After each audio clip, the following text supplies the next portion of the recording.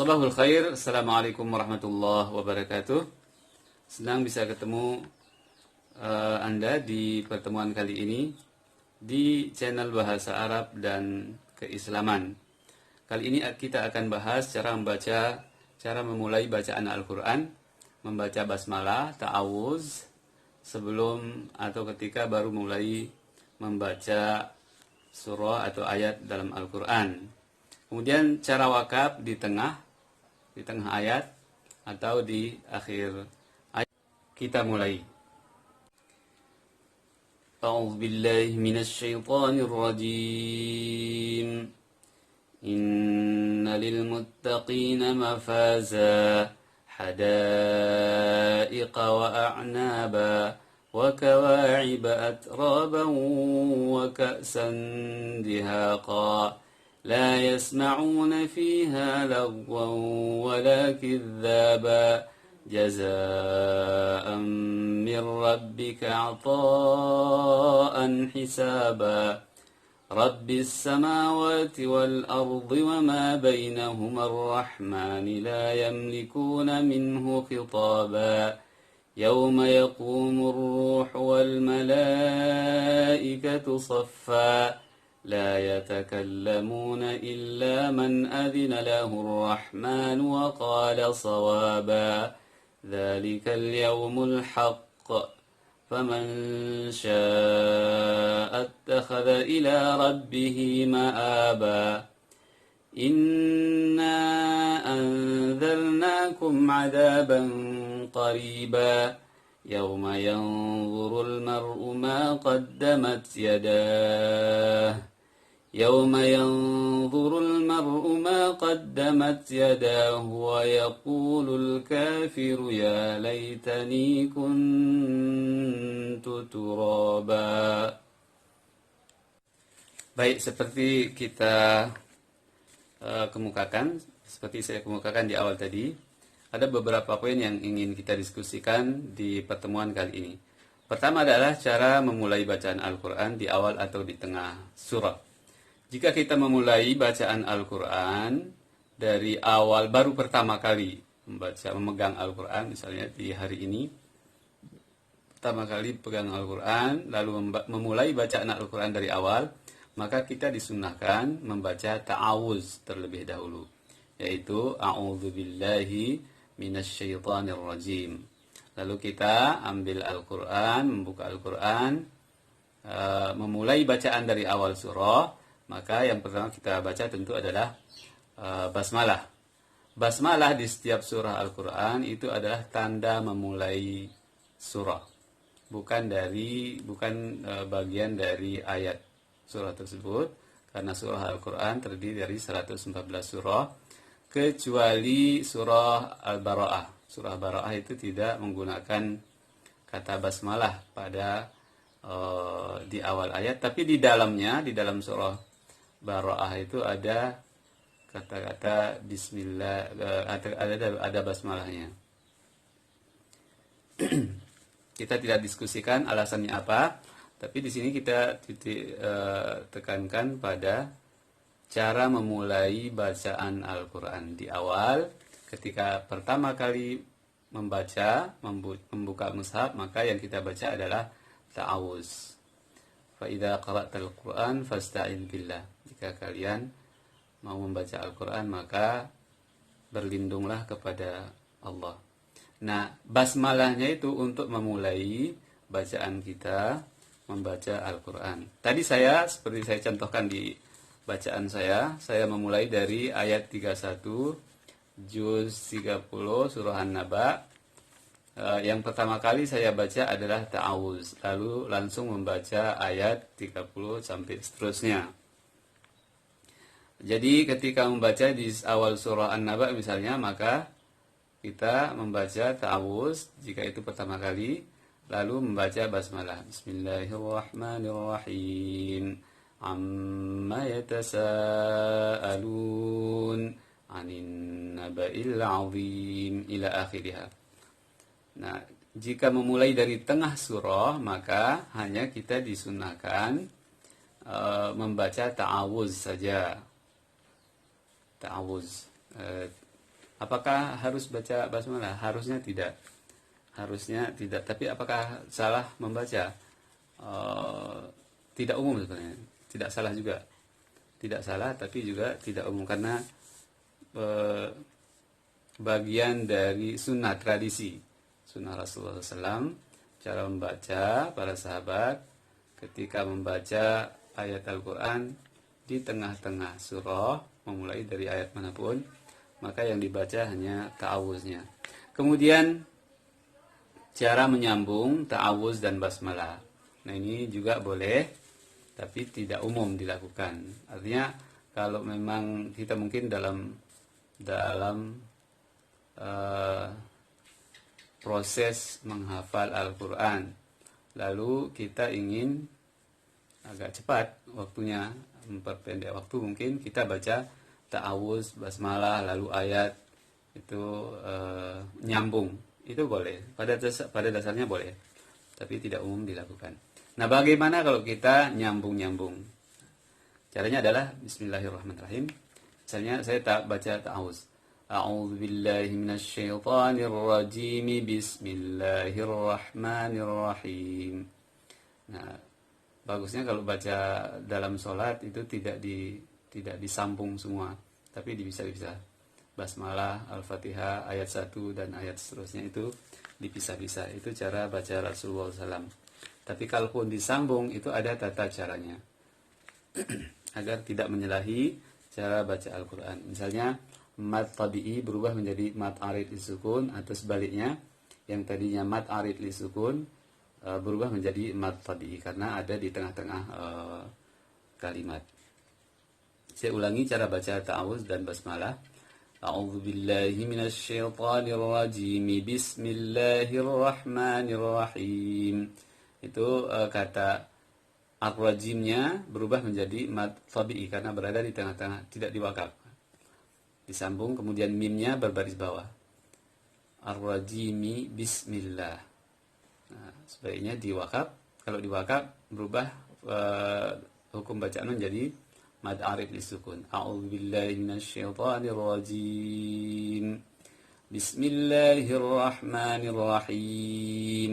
Nah, jika kita ingin nyambung basmalah dengan ayat berikutnya, misalnya dengan Al-Fatihah, maka yang kita baca adalah Bismillahirrahmanirrahim, Alhamdulillahi Rabbil Alamin. Jadi mimnya itu berbaris bawah, kemudian disambung dengan alif lam berikutnya di ayat di surah Al-Fatihah. Saya ulangi, misalnya saya sambung ta'awuz, basmalah dan Al-Fatihah. A'udzu billahi minasy syaithanir rajim. Bismillahirrahmanirrahim. Alhamdulillahi rabbil alamin. Ar-Rahmanir Rahim. Maliki yaumiddin. Iyyaka na'budu wa iyyaka nasta'in. Ihdinas siratal mustaqim. Siratal ladzina an'amta 'alaihim ghairil maghdubi 'alaihim waladdallin. Itu cara nyambung antara surah, ta'awuz, basmalah dan ayat-ayat berikutnya dalam surah Al-Fatihah. Tapi kalau dalam sholat baiknya itu dipisah-pisah sesuai dengan sunnah Rasulullah SAW. Kita kembali ke surah An-Naba tadi yang saya baca di awal. Misalnya di surah An-Naba kita ingin nyambung ayat per ayat. Mungkin ada ayat-ayatnya yang pendek, misalnya ayat 31 dan 3 sampai 3 itu ayatnya agak-agak pendek, maka kita boleh misalnya membaca A'udzubillahi minasyaitonir rajim. Innalil muttaqina mafazan hadaiqa wa a'naba. Di sini hukum bacaannya adalah mafazan ha, idhar halqi ya. Suara tanwinnya nyata, kemudian disambut dengan huruf ha. Kemudian saya sambung lagi dengan ayat berikutnya, misalnya Innalil muttaqina mafazan hadaiqa wa a'naban wa kawa'iba atraban wa ka'san dihaqa. Itu ketika saya sambung antara satu ayat dengan ayat yang lainnya dalam satu surah seperti ini, berurutan. Nah, ketika wakaf, perhatikan untuk beberapa orang misalnya itu salah cara mewakafkan dengan menambahkan suara yang berbeda, yang asing dalam suara ayat tersebut atau huruf. Misalnya begini, innalil muttaqina mafaza, itu terdengar ada suara hamzah. Saya sudah bahas juga di video yang sebelumnya mengenai surah An-Naba, surah yang sama, tapi saya ingin ulang kembali mempertegas di sini cara wakaf di akhir ayat. Innalil muttaqina mafaza, seharusnya hanya suara za saja. Nah, kalau ada muwakaf, kalau ada yang berwakaf, maksudnya berhenti di akhir ayat, lalu setelah kata-kata suara za itu ada suara a, itu nambah huruf. Jadi seolah-olah ada hamzah di akhirnya, itu yang salah. Karena di sana alif itu fungsinya hanya untuk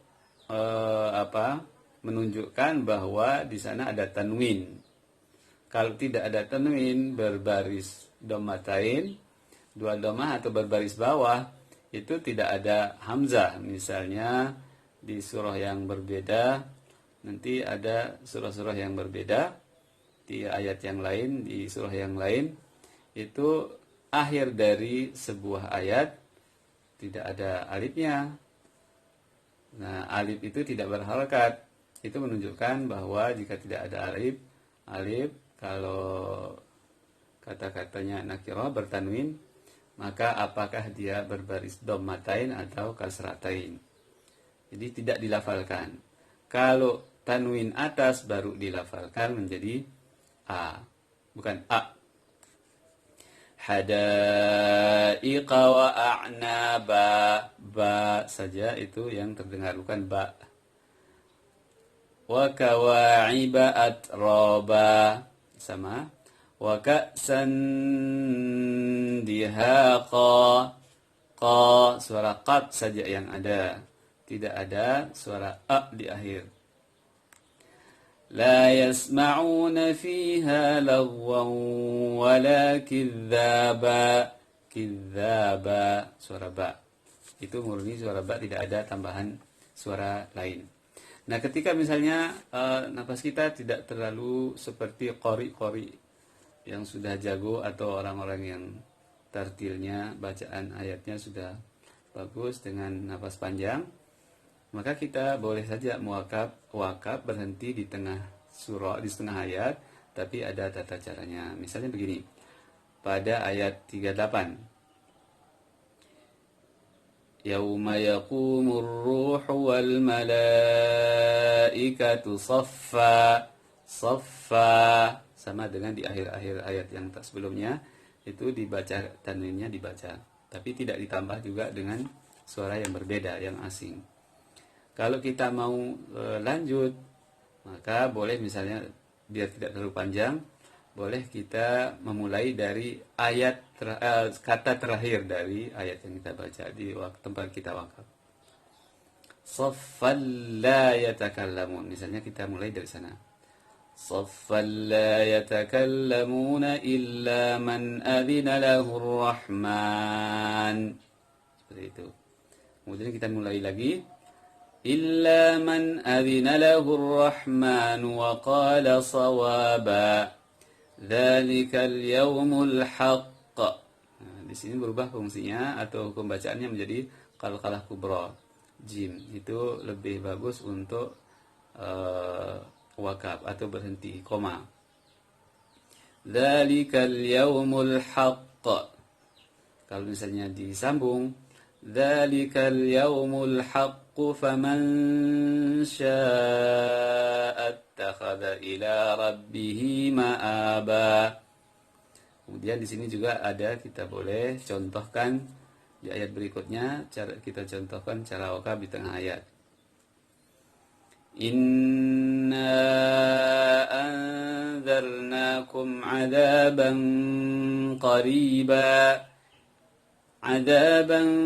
قريبا يوم ينظر المرء ما قدمت يداه ويقول الكافر يا ليتني كنت ترابا.